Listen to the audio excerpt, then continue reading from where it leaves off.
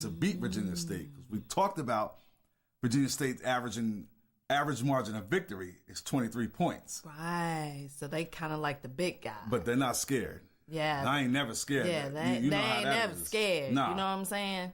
Head coach Richard Hayes Jr., he took time aside from his playbook to chat with us. That's what I'm talking about this landmark game. Come on, little engine.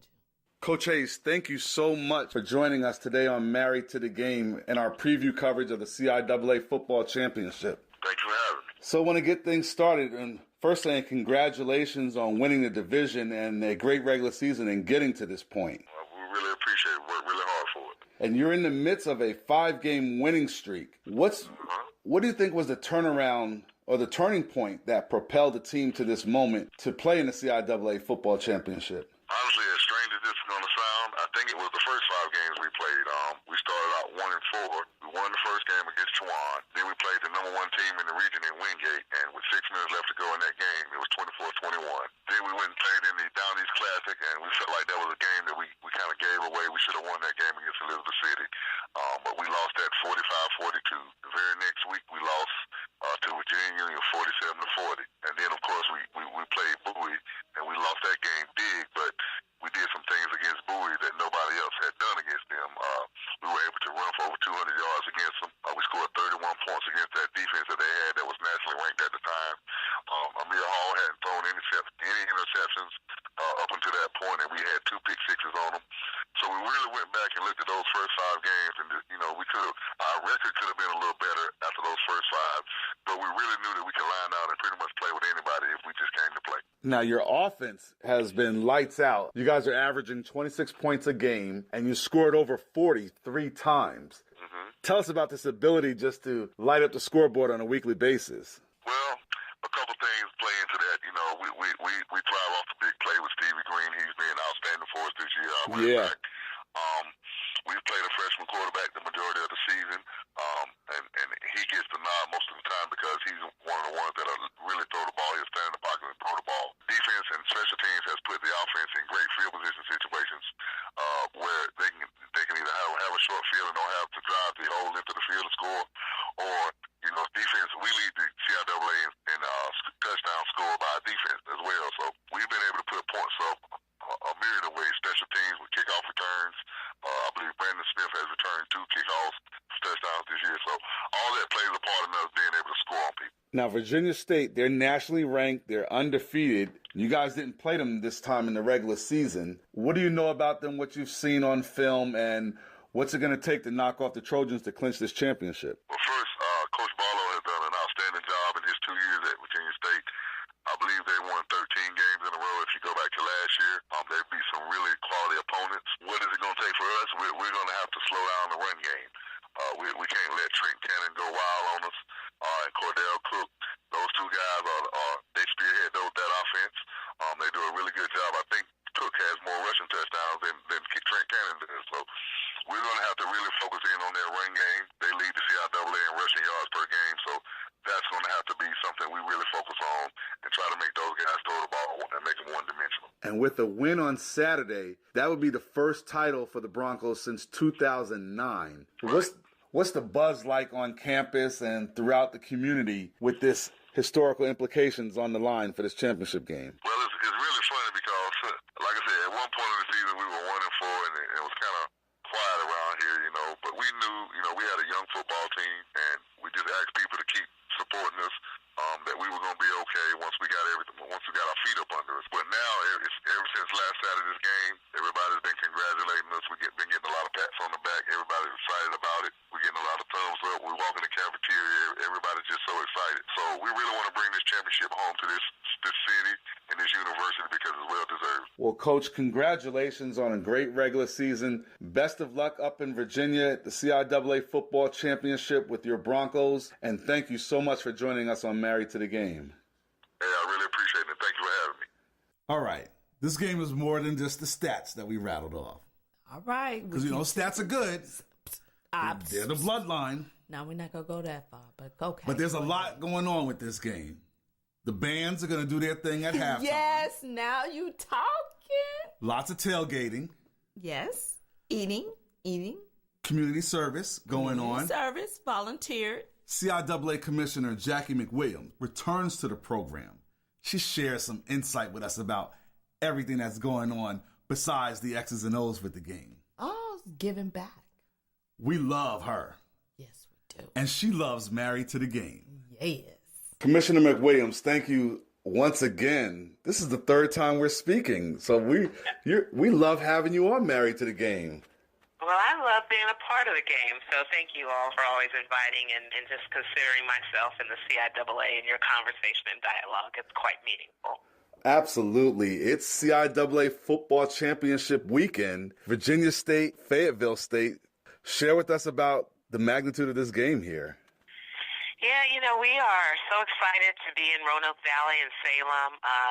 They have partnered together to host our championship this year. They just hosted men's and women's cross country, and they have softball in the spring. But we're so focused on this football championship and what we have built around the championship for the fans in the community, the students in the community, our students in our community, and most importantly, the student athletes that are coming. So, I'm excited for the first time I'm seeing the opportunity for CIAA football championship to be what I've envisioned, and that's engaging our fans and our alumni and our sponsors and the community that's hosting it. And it's rare that you can find, great cities that understand and value what hosting means. And I just think that we are in a great place right now for CIAA football, and with two great teams coming to help us celebrate 125 years of Black college football. What's some of the off-the-field activities and with your sponsors and everything like that? Yeah, so this year we've got a schedule. It's starting to look like our basketball tournament schedule. Oh, great. But it's great. On Friday morning, we'll start a leadership development program with our students from all of our campuses, which is quite unique. We're bringing them to talk about mental health, leadership development, and career readiness, and we've got a slate of speakers that are coming. And I'm doing the keynote, interestingly. Okay. But I think our membership, or at least our staff, wants me to be able to tell the story to our student athletes about my own success, to help them think about how to navigate their own. We have the empowerment session going on. Our student athletes on Friday will be going to 2 elementary schools per school. We'll go to an elementary school, Salem Elementary and Carver Elementary, and do community service in the community, which is pretty awesome. We did that last year, but we really want to focus on our community impact with our student athletes as part of their engagement. But in this year, we've tried to do fan zones in the past, and they've done okay. But this year, with the 125th anniversary and then partnering with Salem, it's just opened so many doors and opportunities for us to expand on our fan zone. So we'll have a free fan zone for our fans in the community from 11 to 3:30 on Saturday, hoping that they'll come engage. There's a cook-off that's going on. I saw that on the website. Yeah, with our sponsors, you can win a car, and so that's pretty cool as well. I might try to enter in that myself. I don't think I can, but at the end of the day, I think we're really trying to identify ways to engage the community and the fans that are coming from Virginia State and Fayetteville State, and so I'm looking for, truly an awesome atmosphere and experience for these student athletes to play the game they love over the course of the weekend. Now, the CIAA, nationally known as an elite basketball conference, but it's growing in its reputation in football. And I know you have your dreams and visions of where you want it to be. Talk about just the evolution over the past couple of years from a football level to now and what your vision is. Yeah, I think overall our vision is truly to provide the best unique experiences for our student athletes for all of our championships. And, basketball is always known for our conference. We're a basketball conference. We've been that for over, 70-something years since we've had championships. And football has been an important piece as well. I think in the past we've had some momentum with the championship and then it tapered off.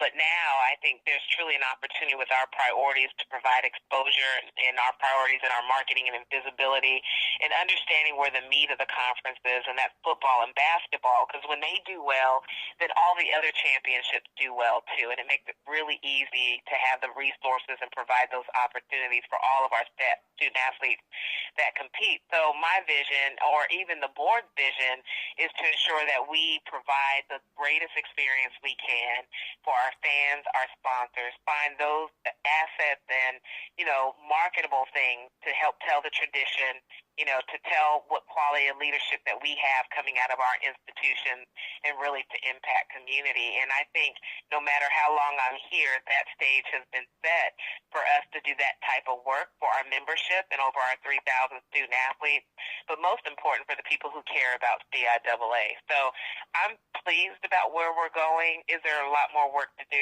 Absolutely. But I do feel like we're at a point where we are making more progress than I've ever seen since I've gotten here. Well, Commissioner Jackie McWilliams, I know that you're a very busy woman, and I really do appreciate you joining us for the third time. Third time's the charm on Married to the Game. But, thank you so much. You already know this isn't just the last one. We're going to continue to speak later on throughout the school year, but thank you so much for talking with us today. Oh, thank you guys for being great supporters and followers. I appreciate it. All right. Best of luck up at CIAA Football Championship, Fayetteville State and Virginia State. Yes. 4 o'clock on Saturday, and it'll be televised on Aspire TV, too. Switching lanes now to the SIAC. Mm-hmm. Which is? The Southern Intercollegiate Athletic Conference. Okay. The CIAA was the Central Intercollegiate Athletic Association. Different type division. Different leagues. Right. But, yeah, still on the HBCU theme. That's why we're still rocking out to the music. All right. This game, Tuskegee University and Fort Valley State University. Ooh. They're locking horns for the SIAC title. That's going to be hot. Games down at Fort Valley. Tuskegee University, they're HBCU royalty. Royalty, yeah. Lots of championship banners. Ooh. All over campus. The Golden Tigers, they're nationally ranked too, just like Virginia State was number 3. Right. They're number 8. Okay. Tuskegee is 8-2 overall, undefeated in the SIAC at 6-0. Ooh. On a 6-game winning streak. So, but with stats like that, that's just like saying Tuskegee go blow them out. They might, because they've outscored their opposition 95-20 in the last 2 games. Oh man, Fort Valley. They go do it though. They're the little engine. Well, we're still talking about the powerhouse Tuskegee right here. They're number 2 in the conference in scoring, 25.6 points a game. Wow. And they're second in defensive scoring at 19.1. They have a lot of ways to beat you. But this is too much stats. When we go get to the entertainment? We're not going to the entertainment because we're about to go one-on-one with quarterback Jamarcus Ezel. Oh, now that's entertainment for me. He's of Demopolis, Alabama. Yeah. And Demopolis High School. Yeah. He's only a sophomore. All right.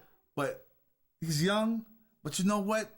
His mindset. He got his mind. His head is on sharp. his shoulder. He's sharp. Right. So let's go inside the huddle and talk with him about Tuskegee football and their quest for more glory days. We're here with Tuskegee University starting quarterback Jamarcus Ezel. Jamarcus, thank you so much for joining us on Married to the Game. Yes, sir.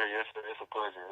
Special year for Tuskegee, as always. For you, is there anything that stands out for this season than anything else? Well, we had like a little rocky start at the beginning, week 3 and week 4. Yeah. So for the upperclassmen, I know for the defense, they took care of it. But on the offense, they put the ball in my hands to make sure that I get everybody right. So basically, they told me that I got to be the leader of the offense, and that's what I'm trying to do. Now, you guys are hitting on all cylinders after that rocky start on a 6-game winning streak right now. And then over the last 2 weeks, you've outscored your opponent 95-20. What do you attribute to the success of this hot run? To the coaches, because when we start the game, we usually come out slow, but over the recent past games, we're coming out pretty fast, so they help our offense get the momentum and rolling going. And once you do that, your defense, they get behind you, they get greedy, and they get attactive, and they just run to the ball, so they help out the team a lot. You're the sophomore starting quarterback, but you're playing at a high level. Again, is this something with your coaches as well, too? Would you attribute to your level of play as an individual? Well, I hold myself highly accountable for everything. I'm part of the offense because, I'm the quarterback, so I'm the leader. So I got to make sure that everybody's on board. I got to stay in the film room just a little bit more. I got to talk to Coach Slater. I got to meet with my other coaches just a little bit more to make sure that our players and coaches, everybody on page. So that really helped me out a lot. So when I get on the field, I just got to tell the offense what to do and follow Coach Slater's instructions. Now, I'll get you out of here with this one. Fort Valley State University.